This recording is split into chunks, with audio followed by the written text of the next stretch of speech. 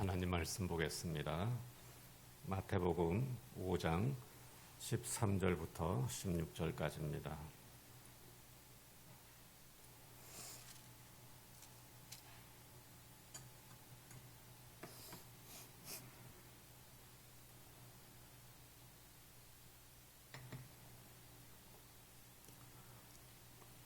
마태복음 5장 13절부터 16절까지 말씀 다 같이 함께 읽겠습니다. 너희는 세상의 소금이니 소금이 만일 그 맛을 잃으면 무엇으로 짜게 하리요? 후에는 아무 쓸데없어 다만 밖에 버려져 사람에게 밟힐 뿐이니라. 너희는 세상의 빛이라. 산 위에 있는 동네가 숨겨지지 못할 것이요 사람이 등불을 켜서 말 아래 두지 아니하고 등경 위에 두나니 이러므로 집안 모든 사람에게 비치느니라. 이같이 너희 빛이 사람 앞에 비치게 하여 그들로 너희 착한 행실을 보고 하늘에 계신 너희 아버지께 영광을 돌리게 하라. 아멘. 언젠가 제가 레오나르도 다빈치 최후의 만찬 그림을 여러분들에게 그 화면으로 보여드린 적이 있습니다. 그 그림을 보면 가운데 예수님이 앉아 계시고 또 예수님의 좌우로 12제자들이 있습니다. 이 레오나르도 다빈치가 이 그림을 그리면서 제자들 가운데 누가 가룟 유다인지 알 수 있는 힌트를 그려 넣었습니다. 이 레오나르도 다빈치는 그림을 그릴 때 그 그림 안에다가 뭘 이렇게 숨겨놓기를 잘해요. 그래서 이 최후의 만찬 이 그림에도 누가 가룟 유다인지 알 수 있는 그런 힌트를 그려 넣은 겁니다. 그 힌트는 소금 그릇입니다. 소금 그릇. 넘어진 소금 그릇에서 소금이 쏟아져 있는 자리에 앉은 사람이 가룟 유다입니다. 여러분 나중에 최후의 만찬 그림 한번 보실 때 자세히 한번 들여다보세요. 그 식탁에 소금 그릇이 있는데 그 소금 그릇이 넘어져 가지고 소금이 쏟아져 있는 자리에 앉은 사람이 가룟 유다입니다. 가룟 유다는 소금을 쏟아버렸습니다. 소금으로서의 사명에 실패한 사람이라고 하는 의미입니다. 그는 예수님을 팔아버렸습니다. 그 대가로 돈을 받았습니다. 그리고 그는 그 돈이 든 돈주머니를 들고 있는 그 손으로 소금을 쏟아버린 겁니다. 이 세상 욕심, 그것으로 인해서 사명을, 소금으로서의 사명을 잃어버린 사람, 바로 가룟 유다 같은 사람이라는 겁니다.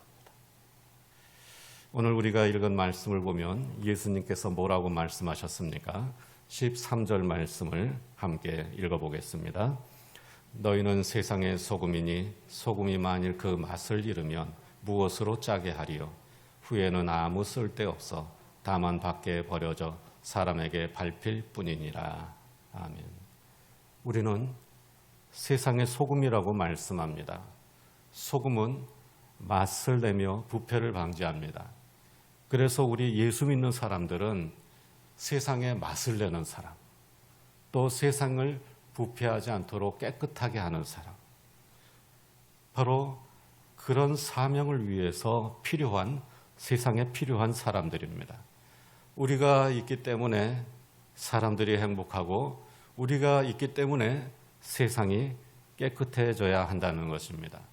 그래서 우리 예수 믿는 사람들은 세상에 꼭 필요한 사람들이 되어야 합니다. 하지만 소금이 그 맛을 잃어버리면 아무 쓸데없어 밖에 버려져 사람에게 밟힌다고 말씀하고 있습니다.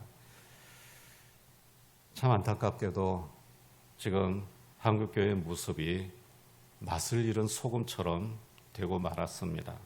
쓸모없는 존재가 된 것 같습니다. 밖에 버려져 사람들에게 밟히고 있습니다. 세상 사람들이 교회를 향해서 하는 말이 다 옳은 건 아니지만, 그러나 또 한편 다 틀린 것도 아닙니다. 그만큼 오늘날 우리가 세상의 소금과 빛의 역할을 제대로 감당하지 못했다. 그래서 밖에 버려져 밟히고 있다. 자, 이런 상황입니다. 그러나 여러분, 우리는 기독교인의 특징이 뭐냐면 절대로 낙심하지 않는다는 거예요. 희망이 있습니다. 우리는 언제나 희망이 있는 사람들입니다. 아하방 때 엘리야 선지자는 모든 사람이 다 바알에게 굴복한 줄 알고 낙심을 했었습니다. 하지만 하나님께서는 바알에게 무릎을 꿇지 않은 7,000명이나 아직 남아있다고 말씀하셨습니다. 열왕기상 19장 18절 말씀을 함께 읽어보겠습니다. 그러나 내가 이스라엘 가운데 7,000명을 남기리니 다 바알에게 무릎을 꿇지 아니하고 다 바알에게 입맞추지 아니한 자니라. 아멘. 오늘 이 시대에도 모든 교회가 다 맛을 잃은 소금처럼 보일 수도 있습니다.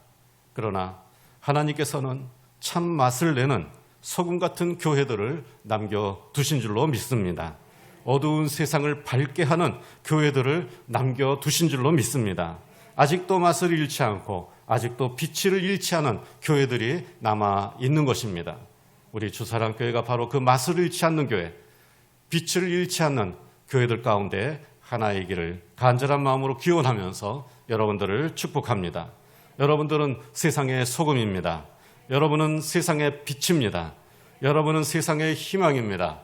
여러분은 쓸모 있는 사람들이고 세상에 꼭 필요한 사람들입니다.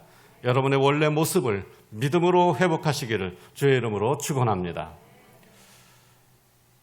사실 하나님이 살아계신 것처럼 참된 교회, 참된 그리스도인들도 여전히 있습니다. 그런데 이제 문제는 감추어져 있다는 거예요. 드러나 있는 사람들, 유명한 사람들, 그런 사람들이 맛을 내고 그런 사람들이 빛을 내면 참 뭔가 달라질 수도 있을 것 같은데 그러지 않다는 겁니다.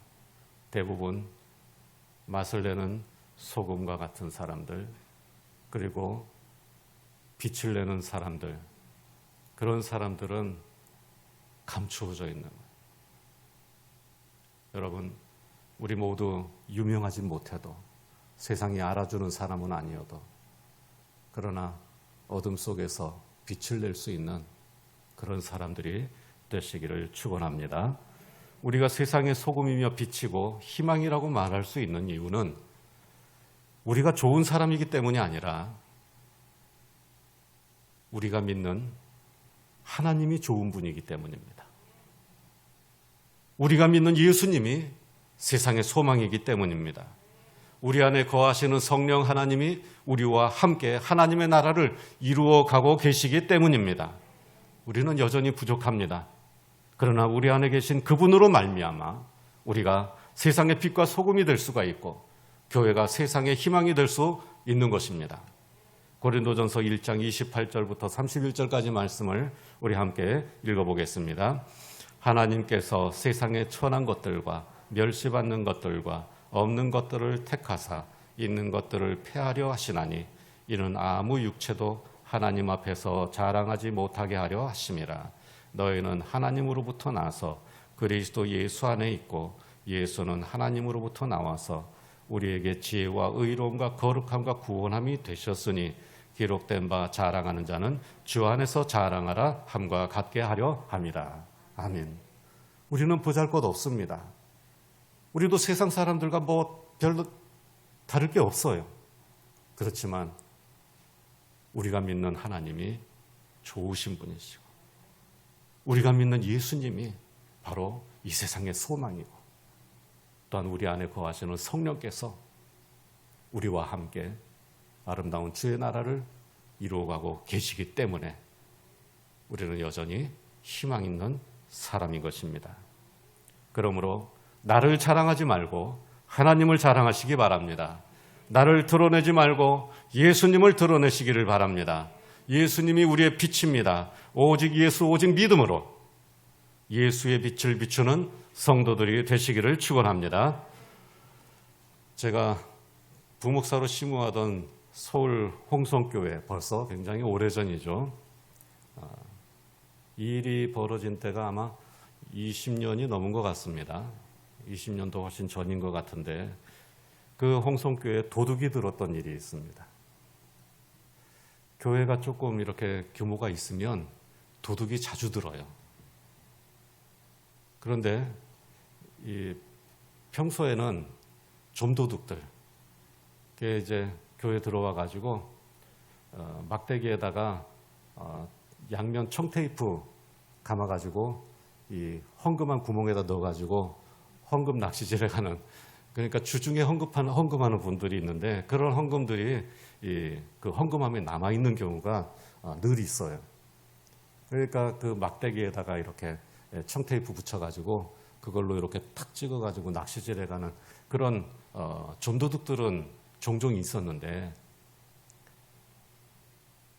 한 번은 굉장히 큰 도둑이 들었던 적이 있었어요.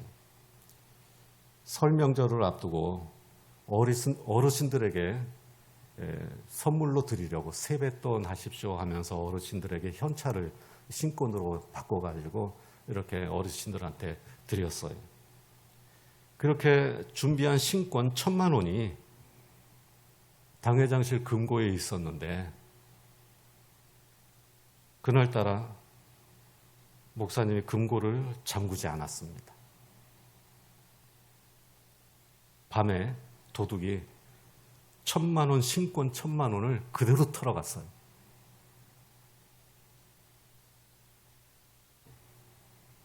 이렇게 큰 돈을 도난당한 일은 처음이었습니다. 당회장실 금고가 털린 거예요. 당회장실 문이 철문입니다. 그런데 그 철문을 빠루, 표준말로 쇠지렛대라고 하죠. 그 쇠지렛대로 다 뜯어놨어요. 큰 소리가 났을 텐데 야간 경비원이 전혀 몰랐습니다.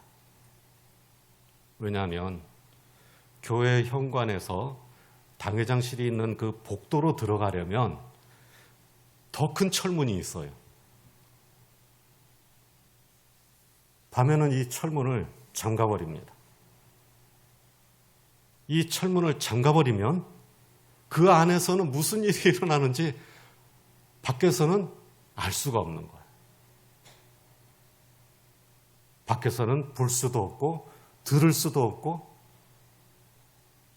알 수도 없는 겁니다. 그런데 도둑이 저쪽 교회 뒤편으로 해가서 교육관 창문으로 해서 그 교육관으로 나와서 이렇게 복도로 해서 당회장실 철문을 좀 무식한 말을 쓴 전문 용어를 쓰는 게 낫겠어요. 빠르로 막 그냥 뜯어버리고 완전히 철문을 박살을 내놓고 갔어요. 그런데도 밤에 그 경비서는 야간 경비원이 몰랐어요. 그 사건 이후로 현관에 있는 철문을 유리문으로 바꿨어요. 그리고 밝은 전등을 달아서 밤에도 아주 환하게 만들어 놨습니다. 밖에서 보면 교회의 현관과 복도가 환하게 다 보입니다. 교회 마당에서뿐만 아니라 그 교회 앞에 지나가는 길에서 이렇게 봐도 저기 복도 끝까지 다 보여요. 그렇게 해놓으니까 정말 잘했다 싶은 거예요. 그 이후로 도둑이 든 적이 없습니다. 왜 도둑이 못 올까요? 다 보이고 환하니까. 도둑 들지 못하게 하려고 꽉꽉 잠그고 뭐 철문 달고 그리고 캄캄하게 만들어 놔가지고 헛갈리게 만들어 놔도 도둑은 다 훔쳐갑니다. 그런데 어떻게 해놓으면 못 훔쳐갑니까? 다 보이게 만들어 놓으면, 아주 밝게 만들어 놓으면 도둑이 오질 않는 거예요. 도둑은 밝은 데를 싫어합니다. 밝은 곳에서는 나쁜 짓을 못합니다. 그래서 어두운 동네를 밝게 만들면 범죄가 줄어듭니다. 이렇게 빛을 비추면 어둠이 물러가고 어둠이 물러가면 나쁜 짓도 하지 못하는 것입니다. 악을 물리치기 위해서 굳이 싸울 필요가 없습니다. 빛을 비추면 어둠이 물러가듯이 선을 행하면 악은 물러갑니다. 이것이 예수님의 방법입니다. 그래서 우리에게 빛을 비추라고 말씀했습니다. 감추지 말고 빛을 드러내라고 말씀했습니다. 15절 말씀을 우리 함께 읽어보겠습니다. 사람이 등불을 켜서 말 아래에 두지 아니하고 등경 위에 두나니 이러므로 집안 모든 사람에게 비치느니라. 아멘. 등불을 켜서 큰 그릇으로 덮어두는 사람은 없습니다. 등불을 켜면 등경 위에 잘 보이게 높이 올려놔야지 많은 곳이 다 밝게 보이는 것입니다. 등경 위에 두어야 빛이 방 안에 골고루 비쳐서 환해지는 것입니다. 중요한 것은 빛은 드러나야 한다는 것입니다. 빛은 감추라고 있는 것이 아닙니다. 드러내어 비추라는 것입니다. 그래야 어둠이 물러가고 밝아지는 것입니다. 성탄절을 앞두고 빛으로 이 세상에 오신 예수님을 기억하시기 바랍니다. 이사야 선지자는 빛으로 세상에 오신 예수님을 이렇게 예언했습니다. 이사야 9장 2절 말씀을 우리 함께 읽어보겠습니다. 흑암에 행하던 백성이 큰 빛을 보고 사망의 그늘진 땅에 거주하던 자에게 빛이 비치도다. 아멘. 예수님도 이 세상에 빛으로 오셨어요. 이 어두운 세상을 밝게 비추는 빛으로 이 세상에 오셨다는 것입니다. 요한복음 12장 46절 말씀도 우리 함께 읽어보겠습니다. 나는 빛으로 세상에 왔나니 물은 나를 믿는 자로 어둠에 거하지 않게 하려 함이로라. 아멘. 빛으로 이 세상에 오신 예수님을 믿으면 빛의 자녀가 됩니다. 어둠이 빛을 이기지 못하듯이 세상은 빛의 자녀를 이기지 못합니다. 빛이 드러나면 어둠은 물러갑니다. 빛이 어둠을 이기고 선이 악을 이깁니다. 우리 모두 이 진리를 잊지 말아야 됩니다. 세상의 법칙은 반대라고 생각하겠지만 그러나 예수님께서는 바로 그러한 분으로 이 세상에 오신 것입니다. 이것이 세상을 깨끗하게 하고 세상을 더 아름답게 하는 하나님의 나라를 이루어가는 방식입니다. 소리친다고 어둠이 물러가지 않습니다. 비판한다고 어둠이 사라지지 않습니다. 주먹으로 어둠을 이길 수가 없습니다. 어둠은 오직 빛으로 이길 수가 있습니다. 그러므로 우리 안에 있는 생명의 빛을 드러내는 성도들이 되시기를 축원합니다. 우리 안에 있는 예수 그리스도의 빛으로 세상의 어둠을 이기는 성도들이 되시기를 주의 이름으로 축원합니다. 그러면 어떻게 빛을 비출까요? 16절 말씀을 우리 함께 읽어보겠습니다. 이같이 너희 빛이 사람 앞에 비치게 하여 그들로 너희 착한 행실을 보고 하늘에 계신 너희 아버지께 영광을 돌리게 하라. 아멘. 우선 여기서 너희 빛이라고 말씀했습니다. 너희 빛을 사람들에게 비치게 하라는 것입니다. 우리의 빛이 무엇입니까? 예수님께서는 우리의 빛이 착한 행실이라고 말씀했습니다. 여러분, 우리는 사실은 발광체가 아니에요. 반사체입니다. 예수님이 빛이고 우리는 그 예수님의 빛을 반사해서 빛을 내는 사람들이에요. 그래서 우리가 부족하지만 그 예수님의 빛으로 말미암아 빛이 나는 거예요. 그래서 예수님의 그 빛을 비출 때, 우리의 삶을 통해서 비출 때 우리가 세상의 빛이 될 수가 있는 것입니다. 그 빛이 뭐냐? 예수님의 영향을 받아서 우리의 삶이 변화되는, 그래서 우리의 삶이 아름답고 선한 삶이 되는 것. 바로 그게 우리가 빛된 삶을 산다는 의미입니다. 세상 사람들이 우리의 착한 행실을 보게 하는 것이 빛을 비추는 것입니다. 세상 사람들에게 보여주어야 합니다. 하나님의 영광을 위해서 선한 일을 보란듯이 하는 겁니다. 우리의 선한 일을 통해서 예수님을 더 많이 알려야 합니다. 그러므로 하나님의 영광을 위해 우리의 선한 행실을 세상에 보여주기 위해 노력하는 성도들이 되시기를 바랍니다. 그래서 하나님의 이름을 영화롭게 하는 성도들이 되시기를 축원합니다. 독거노인을 위한 성탄 선물을 준비하는 일에도 적극적으로 참여하는 성도들이 되시기를 주의 이름으로 축원합니다. 우리나라 초대교회를 개척한 선교사님들도 바로 이런 방식으로 전도를 했습니다. 선교사님들은 이런 전도 방식을 구경 미션이라고 했습니다. 구경 미션. 그래서 선교사님들의 보고서를 보면 여기 구경을 영어로 이렇게 써가지고 구경 미션이다. 이렇게 구경 선교다. 그런 용어를 사용을 했습니다. 그게 뭐냐? 구경거리를 제공해서 사람들을 모아 전도하는 겁니다. 그러면 어떤 구경거리냐? 서커스나 뭐 이런 거냐? 그게 아니에요. 1905년 충남 공주에서 있었던 일입니다. 공주는 충청도 양반고을로 유명했습니다. 이 내륙 지방이 굉장히 보수적이잖아요. 그런데 당시 나라에서 경부선 철도를 건설할 때 서울역에서 출발하는 기차가 경기도 도청 소재지인 수원을 거쳐서 당시, 지금은 아닌 것 같은데 당시 충남 도청 소재지인 공주를 지나가도록 계획을 세웠습니다. 그러자 공주 양반들이 결사 반대를 하고 나섰습니다. 왜 반대를 했는가 하면 양반들이 이렇게 말을 했습니다. 어찌 감히 쇠마차가 우리 땅을 지나가게 할 수 있겠는가? 예. 쇠마차가 감히 우리 땅을 지난다니. 그러면서 양반들이 그냥 들고 일어나가지고 결국은 이 기차가 공주로 거쳐서 이렇게 못 가고 방향을 틀어가지고 천안과 조치원을 거쳐서 대전 쪽으로 간 거예요. 만약에 그때 공주로 이렇게 했으면 공주가 지금 대전 같은 도시가 됐겠죠. 그런데 그 당시에 허허벌판이었던 대전으로 방향을 틀어가지고 지금 대전은 그렇게 발전하고 공주는 아직도 시골 마을처럼 그렇게 된 거죠. 이렇게 보수적이었던 양반 고을에 복음을 전하는 것은 정말 어려운 일이었습니다.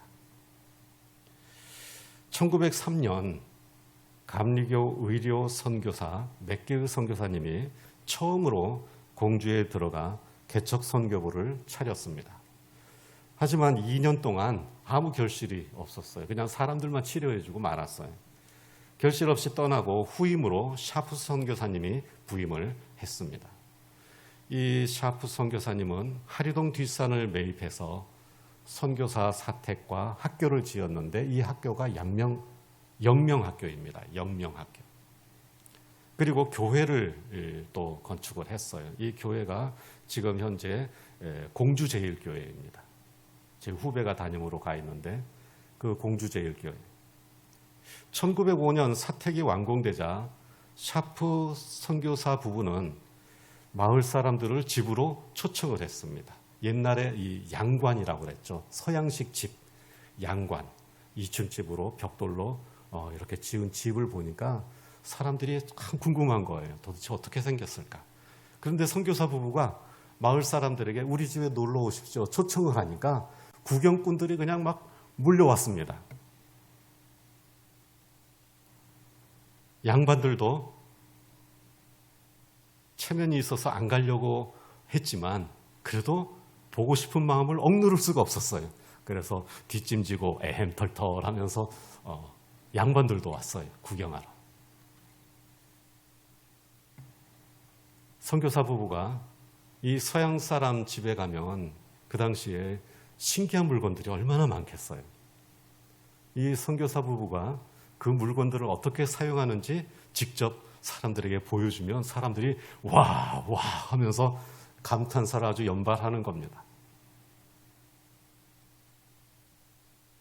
한 번은 구경을 마치고 나가던 노인이 현관에 걸린 거울에 비친 자기를 보고 이렇게 말했습니다. 자네도 구경 왔나? 어서 들어가 보게나. 그런데 자네 어디서 많이 본 것 같은데?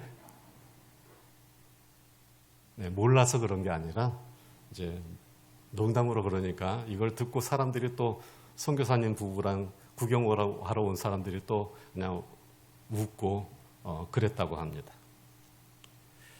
또 한 번은 구경하던 마을 양반이 정색을 하고 선교사님에게 이렇게 말했습니다. 목사, 당신은 천당에 갈 필요가 없겠소. 선교사님이 무슨 말인지 몰라가지고 도대체 어떻게 해야 될지 몰라서 머뭇거리고 있으니까 그 양반이 계속해서 이어서 이렇게 말했습니다. 아, 이렇게 깨끗하고 좋은 집에서 사니 천당인들 이보다 더 낫겠소. 예. 그 당시 이 우리나라 사람들이 볼 때 이 서양 사람들이 사는 집은 진짜 천당 같았던 거예요. 그래서 구경하러 오는 사람들이 멈추질 않았습니다. 계속해서 사람들이 아예 그냥 원근 각지에서 소문을 듣고 선교사님 집 구경을, 왜냐하면 자유롭게 개방을 했으니까 이렇게 사람들이 막 구경하러 오는 겁니다. 선교사 부부는 이런 상황을 전도에 활용하기로 했습니다. 구경꾼들에게 그냥 집만 보여주는 게 아니라 신앙으로 사는 모습을 보여주기로 한 거예요. 그래서 식탁에 앉아서 기도하는 모습, 그야말로 이 실생활에 신앙생활하는 모습을 그냥 보여주는 거예요. 민속촌에 사람들이 보여주듯이 자기들의 삶을 그냥 생활하는 모습을 그냥 보여준 거예요. 기도하는 모습 보여주고 서재에서 성경 읽는 모습도 보여주고, 그리고 거실에서 오르간을 치면서 찬송하는 모습도 보여주고. 이 모습을 보니까 어때요? 정말 행복해 보이잖아요. 구경꾼들에게 이런 모습은 신기하고 부러운 모습이었습니다. 구경꾼들이 볼 때 선교사 부부의 신앙생활이 마치 천당 생활처럼 보였습니다. 샤프 선교사님 부부는 이런 전도 방법을 구경전도라고 불렀습니다. 우리나라 초대교회 신앙인들은 이렇게 구경하다가 예수 믿게 된 사람들이 많았습니다. 한국 최초 목사 김창식도 선교사가 도대체 어떻게 사는 인간들인지 보려고 들어갔다가 그들의 좋은 행실, 좋은 모습을 보고 예수를 믿게 되었습니다. 광주 최초의 목사 최웅정도 그랬고, 민족운동가 전덕기 목사님도 스크랜턴 선교사 가족의 선하고 아름다운 모습에 감동하여 예수를 믿게 된 것입니다. 이렇게 해서 예수 믿는 사람이 행복하게 사는 모습, 그들의 신앙생활하는 모습이 아름답게 보였을 때 사람들이 그 모습을 보고 예수를 믿게 된 겁니다. 그뿐만 아니라 나중에 이 샤프 선교사님 부인은 그 이후로 30년 동안 이 공주에서 많은 사역들을 아주 헌신적으로 했습니다. 그래서 공주가 크게 복음화 된 겁니다. 샤프 선교사님은 1년 만에 그만 세상을 떠나셨어요. 비극적인 일이 있었는데 전도를 하려고, 지방 전도를 하려고 가다가 비가 많이 와서 밤에 이 성황당에 들어갔는데, 이 성황당이 옛날에 그 시신을 이렇게 보관해 두는 그런 장소로 사용이 됐습니다. 그런데 그 당시 이질이, 장티푸스가 유행을 했어요. 이질로 죽은 사람이 그 성황당에 시신으로 안치된 거예요. 그런데 거기에 이 선교사님이 비를 피하러 들어갔다가 그만 이질에 걸려서 갑자기 그냥 세상을 떠나고 말았습니다. 그 공주 사람들이 많이 친해졌는데 이 선교사님이 전도하러 나갔다 세상을 떠나니까 참 많이 낙심하고 실망을 했어요. 그러면서 이 샤프 선교사님 부인이 돌아가겠지, 자기 나라로 돌아가겠지 했는데 이분이 그냥 거기에서 남은 거예요. 남편이 하지 못한 일을 내가 다 하겠다 하면서 거기서 30년 넘게 공주에서 그들을 위해서 헌신적으로 봉사하고 또 선교를 해서 공주가 기독교 도시가 된 겁니다. 자, 우리 예수님의 방법으로 전도하는 것이 정말 중요합니다. 뭡니까? 세상에 빛을 비추는 거예요. 우리의 아름답고 행복한 모습을, 우리의 선하고 아름다운 모습을 세상 사람들에게 보여주는 거예요. 여러분, 그게 가식적으로는 잘 안 돼요. 그러려면 우리가 변화돼야 됩니다. 우리의 마음속 깊이 거룩함이 들어오고 하나님의 말씀이 우리의 삶 속에 들어오고 우리가 하나님의 말씀을 따라서 거룩한 삶으로 변화될 때 세상은 그 빛을 보게 되는 것입니다. 바울 사도는 우리에게 빛의 자녀들처럼 행하라고 말씀했습니다. 에베소서 5장 8절 9절 말씀을 우리 함께 읽어보겠습니다. 너희가 전에는 어둠이더니 이제는 주 안에서 빛이라. 빛의 자녀들처럼 행하라. 빛의 열매는 모든 착함과 의로움과 진실함에 있느니라. 아멘. 빛의 열매를 보여주는 성도들이 되시기를 바랍니다. 선한 행실을 보여주는 사람들이 되시기를 바랍니다. 물론 우리 모두 부족합니다. 완전하지 못합니다. 그러나 우리 안에 거하시는 예수님의 빛을 반사하는 빛은 될 수가 있습니다. 비록 작은 빛이지만 어둠을 물리치는 빛이 될 수 있습니다. 그러므로 우리의 빛을 드러내는 성도들이 되시기를 바랍니다. 우리의 빛을 사람들에게 보여주시기를 바랍니다. 그리스도인은 하나님의 은혜로 고난 속에서도 낙심하지 않고 늘 행복하게 살 수 있다는 것을 세상 사람들에게 보여줄 수 있는 사람들입니다. 구경전도 보여주는 믿음으로 영혼을 구원하는 성도들이 되시기를 축원합니다. 오늘도 우리의 선한 행실을 세상 사람들에게 보여주는 성도들이 되시기를 축복합니다.